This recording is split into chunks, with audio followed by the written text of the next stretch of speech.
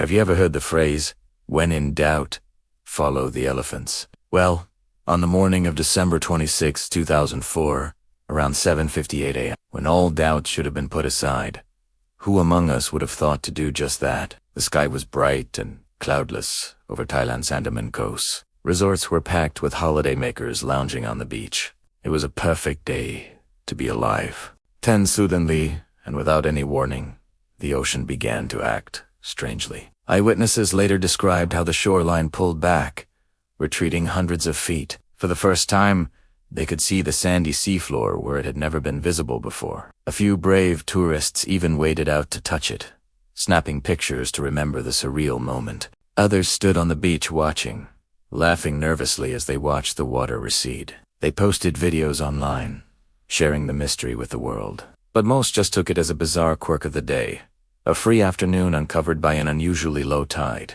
But high above the beach, far from the gawking crowds, a different reaction was taking place. Dozens of elephants at the Patong elephant camp were showing signs of panic. Their handlers noticed the animals stamping their feet, swinging their trunks and pulling against their ropes as if trying to break free. Some trumpeted loudly, as if sounding an alarm only they could hear.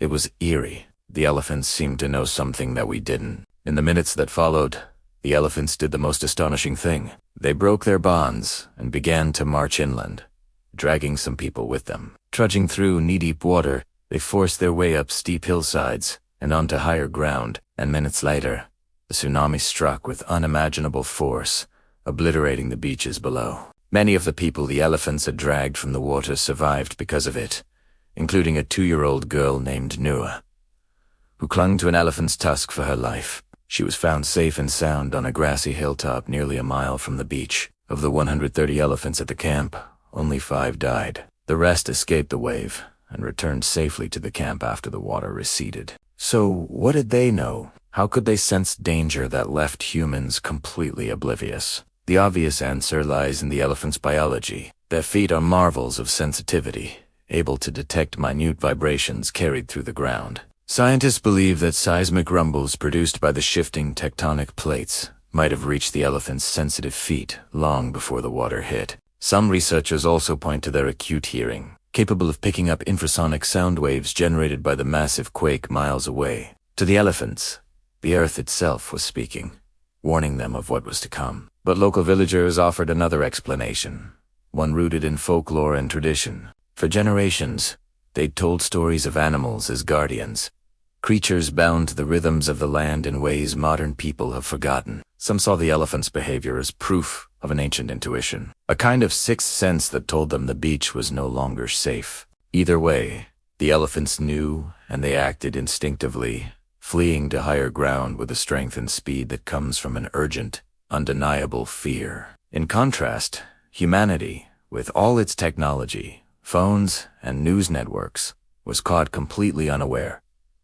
Which brings us to the big questions. Do we really think we're alone in sensing the world around us? Could there be other things happening? Other signals being sent that we're too disconnected to notice? Or are we, like the tourists on that fateful day, too busy marveling at the here and now to pay attention to what the world is trying to tell us? That day, while thousands of people were taken by the tsunami, reports came in from across the region of animals sensing the coming disaster. Birds flew inland, dogs refused to go outside, and elephants fled before the waves arrived. They didn't die in the tsunami.